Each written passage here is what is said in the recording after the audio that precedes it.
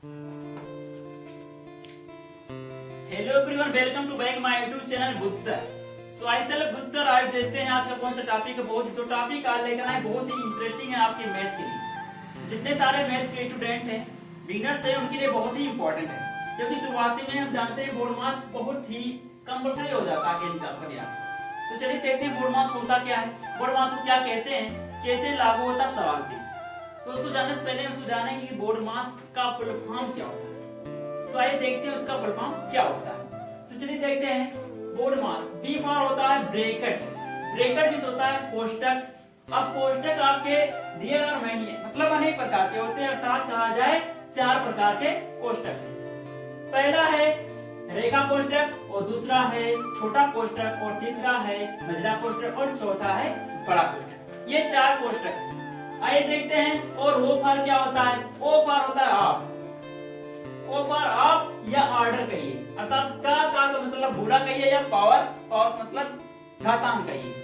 और इसके बाद आता है डी, डी फॉर होता है डिवीजन, डिवीजन मींस होता है भाग लेना, डिवीजन मींस भाग लेना होता है।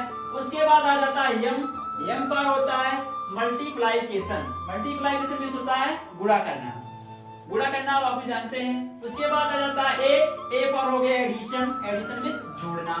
और एस पर हो जाता है सबट्रैक्शन, सबट्रैक्शन मींस घटाना। तो ये रहा आपका बोर्ड मास का फुल फॉर्म, और उसके मतलब क्या होता है ये सारा चीज उसके चिन्ह के अकॉर्डिंग सब कुछ आपको दिख रहा है स्क्रीन पे। तो ये था आपका बोर्ड मास का फुल फॉर्म, और उसका मीनिंग क्या होता है ये चीज हो गया, क्लियर हो गया। अब हम आपको बताएंगे ये कैसे सवाल पे काम करता है, ये किस प्रकार से लागू होगा आपके सवाल पे। तो चलिए मैं एक छोटा सा उदाहरण लेता हूँ जो बहुत ही सिंपल है। तो चलिए ले लेते हैं। मान लीजिए यहाँ लिख लिए मैं 18 डिवाइडेशन 3 into 4 प्लस 6 माइनस 2। ये छोटा सा मैं उदाहरण ले लिया हूँ, ये छोटा सा उदाहरण ले लिया हूँ। तो इसी से आपको समझना है कि बोर्ड मास का रूल काम कैसे करता है। तो चलिए देखते हैं छोटे से सिंपल से बोर्ड मास के एक सवाल को हल करके।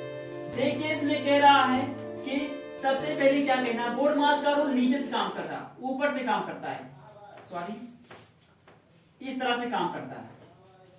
सबसे पहले देखेंगे कि सवाल में कोष्टक आया है कि नहीं आया है। तो सवाल में कोष्टक कहीं नहीं आया है, तो इससे हमारा कोई मतलब नहीं है।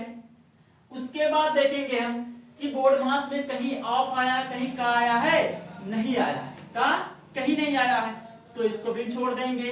ये दोनों का काम खत्म हो चुका है।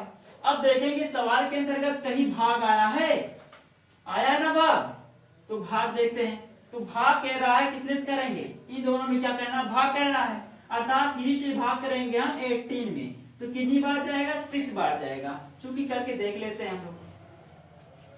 3 6 18, तो आपका कितना हमको प्राप्त हुआ 6, तो यहाँ पर 6 लिख लेंगे। उसके बाद इंटू लगाएंगे, गुणे का चिन्ह, और 4 को डिवाइड कर देंगे, और प्लस 6 माइनस 2, इसको राइट कर लेंगे। अगला स्टेप क्या है, अगला स्टेप है आपका गुणा करना, मल्टीप्लाइकेशन। अगला स्टेप है गुणा करना। तो साफ आपको दिख रहा होगा कि गुणा किससे करना है, तो गुणा हमको करना किससे होगा, इससे।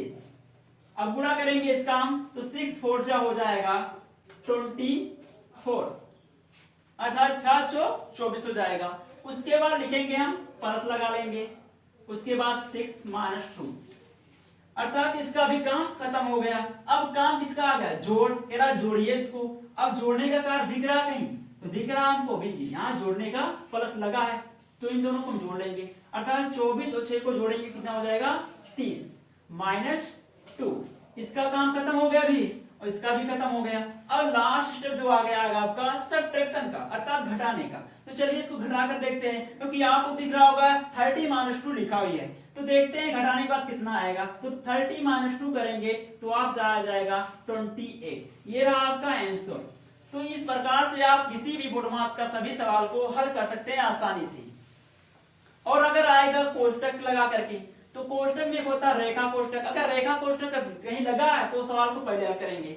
उसके बाद आएगा आपका मझला कोष्टक, अगर वो हो तो उसको करेंगे, और इस तरह से इसको लागू होता है। मतलब पहले रेखा कोष्टक, उसके बाद छोटा कोष्टक, उसके बाद मझला कोष्टक, उसके बाद बड़ा कोष्टक इस तरह लागू होता है। लेकिन यहाँ बात में आ गया कि का कहाँ लिखा रहता है। जैसे हम देखते हैं कहीं कहीं क्या होता है कि सवाल लिखा रहता है 1/2 का 4 इस तरह लिखा रहता है। तो उसको हम क्या करेंगे, इसको सिंपली इस तरह लिखा रहता है 1/2 का क्या हो जाएगा, गुणा हो जाएगा। ठीक, तो यहाँ पर जो आएगा आंसर अर्थात इसको हम काट भी सकते हैं 2 2 जा 4 और 1 जा 1 अर्थात आपका आंसर क्या आ जाएगा 2/1। तो इस तरह से ये भी काम करता है। तो ये रहा आज का टॉपिक, बहुत ही I hope you are feeling better. So बहुत ही अच्छा और इंटरेस्टिंग टॉपिक था, आशा आप लोगों को पसंद आया होगा। तो चलिए आज के लिए इतना ही। जय हिंद, जय भारत।